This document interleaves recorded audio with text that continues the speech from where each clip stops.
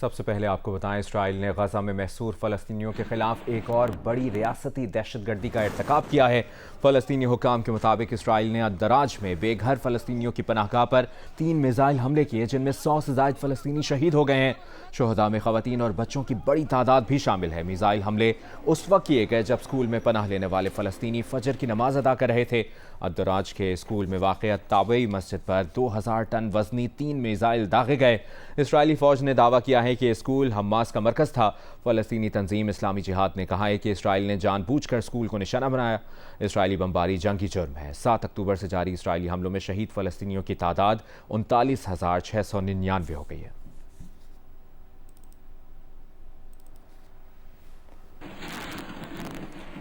Peshawar high court की जानिब से 9 मई की जुडिशल इंक्वायरी का मुरासला वापस। खैबर पख्तूनख्वा हुकूमत को भेजने के मामले पर खैबर पख्तूनख्वा हुकूमत का रद्द-ए-अमल सामने आ गया है। वज़ीर आला खैबर पख्तूनख्वा अली अमीन गंडापुर ने कहा कि 9 मई के वाक़यात की जुडिशल इंक्वायरी तो हर हाल में होगी।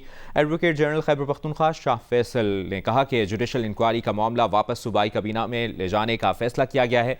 पेशावर हाई कोर्ट ने नहीं बताया कि 1985 के रूल्स ऑफ बिजनेस की किस शिक की खिलाफ वर्जी हुई है। एडवोकेट जनरल का यह भी कहना था कि हाई कोर्ट इंक्वायरी नहीं करना चाहती तो इनकार कर दे। जिस तरीक़ेकार पर जुडिशल इंक्वायरी के लिए दरख्वास्त दी वो बिल्कुल सही था।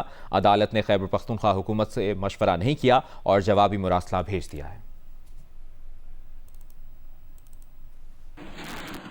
फख्रे पाकिस्तान अरशद नदीम आज निस्फ शब के बाद वतन वापस पहुंचेंगे।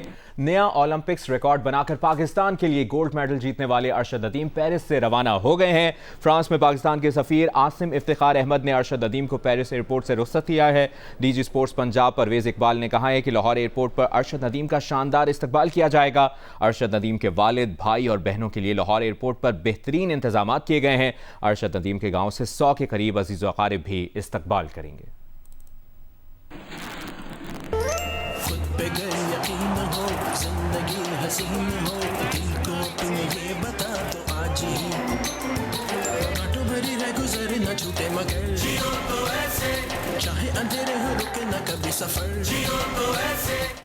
पेरिस ओलंपिक्स में जेवलिन थ्रो में गोल्ड मेडल हासिल करने वाले अरशद नदीम के इस्तकबाल के लिए पाकिस्तानी बेताब हैं।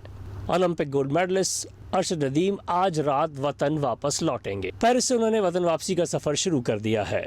फ्रांस में पाकिस्तान के सफ़ीर आसिम इफ्तिखार भी एयरपोर्ट पर मौजूद थे। वो पेरिस से बरास्ता इस्तांबुल आज रात 1 बजे लाहौर पहुँचेंगे। कौमी हीरो की एक झलक देखने के लिए लोग बेकरार हैं। अरशद नदीम ने 92.97 मीटर की रिकॉर्ड थ्रो की। पाकिस्तान की 77 साल तारीख में पहली मरतबा इनफरादी मुकाबलों में मुल्क के लिए ओलंपिक का सोने का तमगा जीत लिया। अरशद नदीम के कारनामे पर पूरा मुल्क खुशी से निहाल है। आगे बढ़ते हैं, आपको बताएं कि गवर्नर सिंध कामरान टिसोरी ने कहा है कि वो ओहदे से हटाने की अफवाहों से घबराने वाले नहीं हैं, ओहदे पर मौजूद हैं और काम कर रहे हैं। इस्लामाबाद में गुफ्तगू करते हुए कामरान टिसोरी ने कहा कि उन्होंने कभी ये मुतालिबा नहीं किया कि उन्हें ही गवर्नर बरकरार रखा जाए।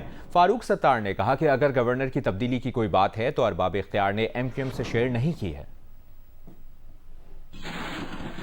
6:30 बजे हमने प्रेस कॉन्फ्रेंस की और 8 बजे एक मखसूस टिकर चलना शुरू हुआ। तो ये मैं उन टिकर चलाने वालों को ये जवाब दे रहा हूं कि मैं इन चीज़ों से घबराने वाला नहीं हूं।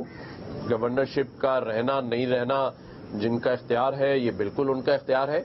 मैंने कभी खुद से ज़ाती तौर पर ना पार्टी में फारूक भाई यहाँ मौजूद हैं ये डिमांड की है कि मुझे ही रहना चाहिए, लेकिन अल्हम्दुलिल्लाह हम काम कर रहे हैं।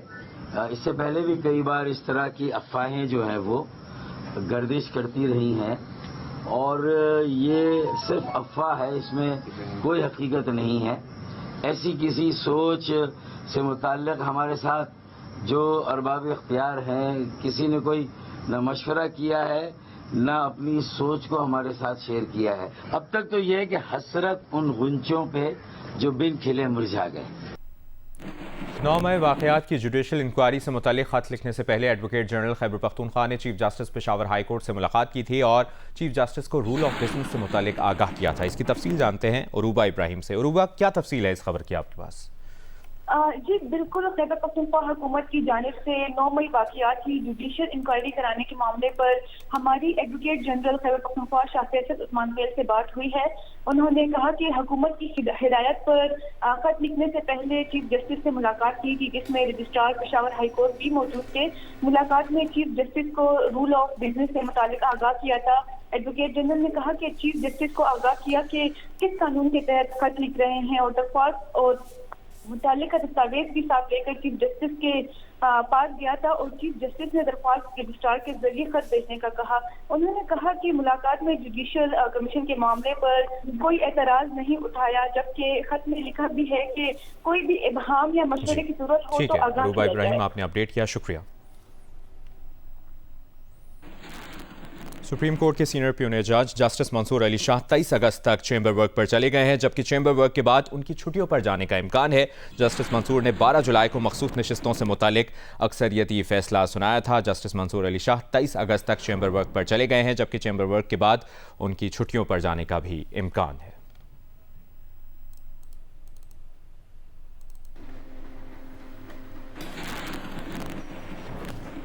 तर्जुमान स्पार्को ने कहा है कि कुर्राए अर्ज इस वक्त शमसी तूफान की लपेट में है। सूरज से खारिज होने वाले मवाद और तवानाई से जियोमगनातीसी तूफान जमीन से गुजर रहा है।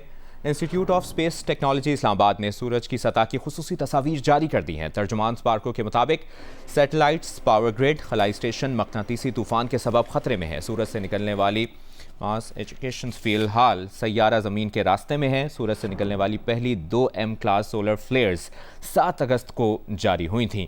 तर्जुमान स्पार्को के मुताबिक इब्तदाई शुआएं निस्बतन मामूली थीं, लेकिन तीसरा सोलर फ्लेयर इनसे कहीं ज़्यादा ताकतवर है। प्लाज्मा और मगनातीसी लहरों के असरात अगले 3 से 4 दिन तक ज़मीन पर आने की तवक्को है। इन प्लाज्मा और मगनातीसी लहरों से कुर्राए अर्ज को शमसी तूफान का खतरा है। सदर आसिफ अली जरदारी की अरशद नदीम को हिलाल इम्तियाज अता करने की हिदायत की गई है। इसकी तफसील जानते हैं नुमाइंदा जियो न्यूज़ नौशीन यूसुफ से। नौशीन, बताइए। जी बिल्कुल, सदर मुमलिकत ने पाकिस्तानी एथलीट अरशद नदीम को ओलंपिक्स में रिकॉर्ड कारकर्दगी दिखाने पर हिलाल इम्तियाज अदा करने की हिदायत कर दी है और सदर मुमलिकत ने खेल के मैदान में नुमाया खिदमत के एतराफ में खुसूसी तकरीब में सिविल अवार्ड जो है वो अता करेंगे। सदर मुमलिकत की हिदायत पर ऐवान सदर ने अरशद नदीम को जो है सिविल अवार्ड अता करने के लिए काबीना डिवीजन को जो है वो खत इरसाल कर दिया, जिसमें कहा गया है कि अरशद नदीम ने बेहतरीन कारकर्दगी से खेल के मैदान में कौम का सर जो है वो फख्र से बुलंद किया और अरशद नदीम की आलमी सतह पर शानदार कारकर्दगी कौम के लिए बाइसे फख्र है। जी बहुत शुक्रिया आपका नौशीन यूसुफ।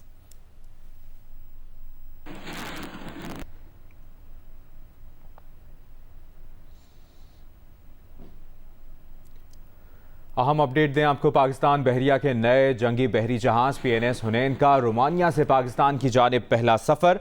ISPR के मुताबिक PNS हुनैन रोमानिया की बंदरगाह कॉन्स्टेंटा से पाकिस्तान के लिए रवाना हुई है। PNS हुनैन दामन शिपयार्ड रोमानिया में बनने वाली 4 ऑफशोर पेट्रोल वेसल्स में से तीसरा जहाज है। ISPR के मुताबिक PNS हुनैन कसीरुल मकासद इंतहाई सुबुक रफ्तार जंगी बहरी जहाज है। PNS हुनैन टर्मिनल डिफेंस सिस्टम के साथ जदीद तरीन इलेक्ट्रॉनिक वॉरफेयर की सलाहियत का हामिल है। ISPR की जानिब से ये भी बताया गया है कि PNS हुनैन एंटी शिप और एंटी एयर वॉरफेयर की सलाहियतों का भी हामिल है। PNS हुनैन मल्टी रोल हेलीकॉप्टर के साथ लंबे अरसे तक मुतादिद ऑपरेशन सर अंजाम देने की सलाहियत रखता है। ISPR के मुताबिक PNS हुनैन की शमूलियत से बहरे हिंद में इलाकाई मैरीटाइम सिक्योरिटी पेट्रोल में तैनाती मजीद मुस्तहकम होगी। ISPR की जानिब से बताया गया है पाकिस्तान बहरिया के नए जंगी बहरी जहाज PNS हुनैन का रोमानिया से पाकिस्तान की जानिब पहला सफर।